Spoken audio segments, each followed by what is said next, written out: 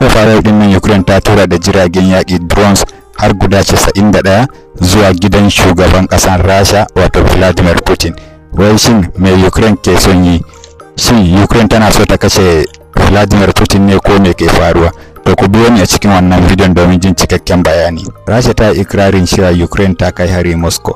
Ta zargi Ukraine da kai hari da kusan jiragen drone 91 a mazaunin shugaban ƙasa Vladimir Putin a yankin Novgorod arewacin Rasha. Rashan dai ta ce ta kakkabo yawancin drones din, sannan kuma babu wanda ya mutu ko ya ji rauni ta sanadiyan harin waɗannan drones din. Amma fa wani hanzari ba gudu ba, Rashan dai har yanzu bata fito da hujjoji masu inganci ba. Wato dai magana ne kawai na baki, har yanzu ba su iya kawo hotuna da ke nuni da haka ba ko kuma videos.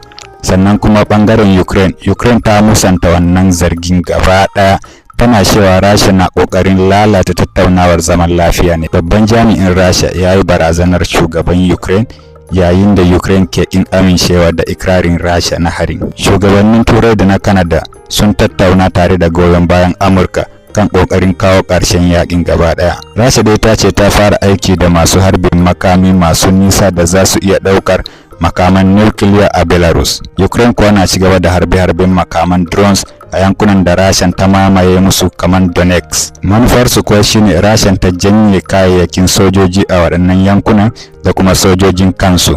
Ukraine din dai ta ce ba za ta amince da rage yawan sojojinta kamar yadda aka gabatar a wasu shirye-shiryen zaman lafiya da Amurka ke jagoranta. Zuwa yanzu dai yankunan da ke kusa da iyakar Ukraine suna fuskantar farmaki akai-akai sosai, wanda hakan yasa an umarci mutane da su bar wuraren. Ukraine din dai ta bayyana cewa ba za ta iya watsi da ƙasashenta ba ko da a tattaunawar zaman lafiya ne. To me za ku ce game da zargin da Rasha ke yi wa Ukraine? Shin a tunaninka Ukraine ke da gaskiya ko Rasha ne ke da gaskiya? Mu haɗe a comment section. Allah ya samu dashi.